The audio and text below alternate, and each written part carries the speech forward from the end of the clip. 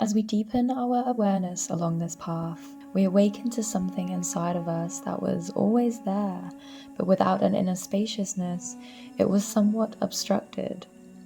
The mind was just too loud, the attachment to ego too foggy. But as those stormy clouds begin to dissolve, a deeper dimension is revealed to us, and with it, an intrinsic inner knowing awakens. An inner guru reveals itself, and it becomes our internal compass. It is a voiceless voice, softly whispering wisdom and gently holding our hand as it guides us along the path of our soul's evolution.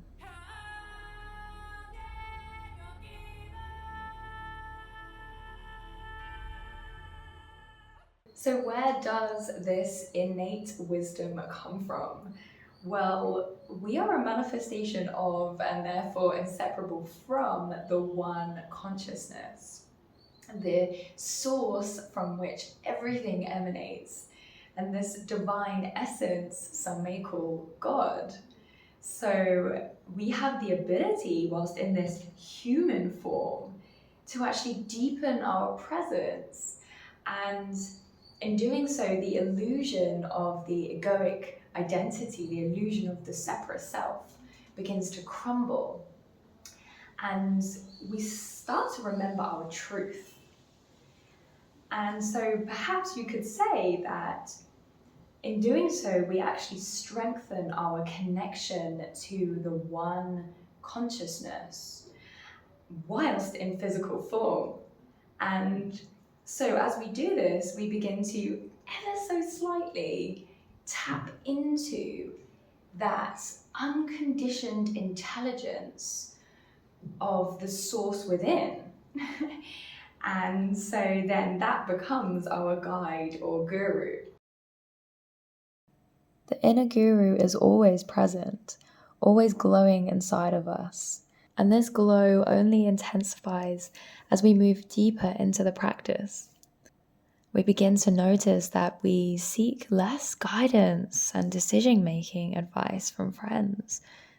There is even less of an inclination to seek information from spiritual teachers and texts all the time, because going deeper and deeper into stillness and presence, truth begins to reveal itself from the inside. So this deeper connectedness within means that we can find ourselves seeking less external guidance, whatever that looks like, as a result. And, that's not coming from a place of like, oh, I'm so evolved, I'm so beyond guidance, some sort of spiritual ego or arrogance. It's more like just this simple inner knowing of where to go next, of what decisions to make, a just simple understanding of what this challenge has come to teach us. These answers to questions, they just naturally arise from within. We observe that life presents us with challenges that are perfectly orchestrated to bring up old pain and reveal lessons that we need to learn for our spiritual growth. It's the ever-present inner guru that will reveal these lessons to us.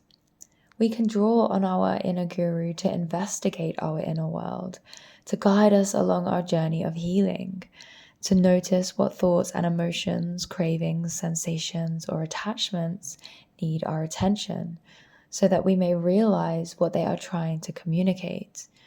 It's the voice of the inner guru that often flows onto the paper as we experience what is known as stream of consciousness writing.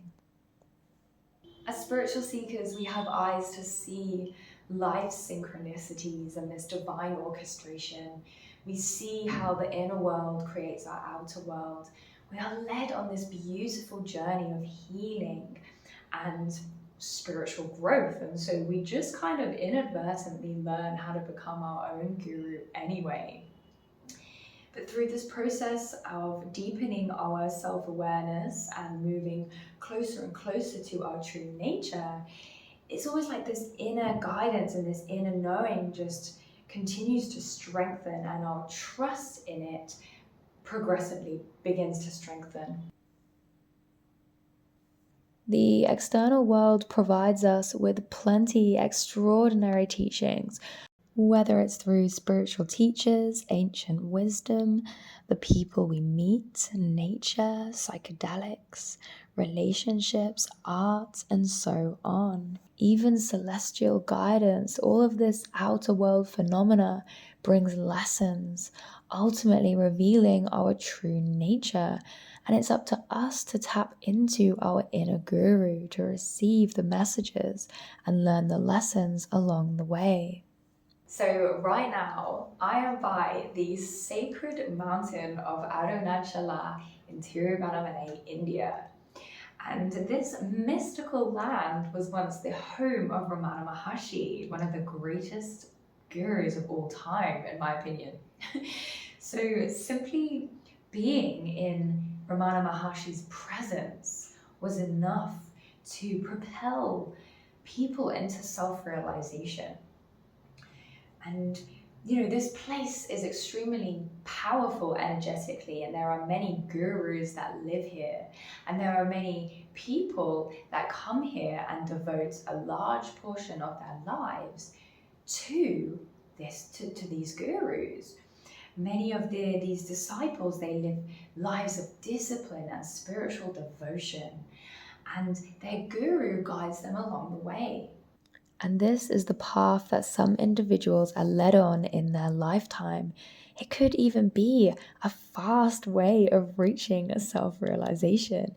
Yet, I've heard gurus in the past state that they are simply pointing their devotees towards the truth, removing their ignorance, whereby they may fully awaken to the true guru within, at which point the external guru's work will be done.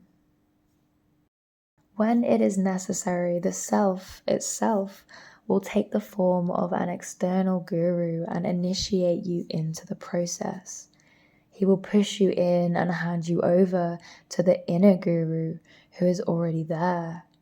Finally, the Atman, which abides in the heart, embraces you there. Ramana Maharshi. Thank you so much for watching this video. My name's Jasmine. If you like this kind of content, please like and subscribe. And I really look forward to seeing you in the next video. Bye bye bye bye.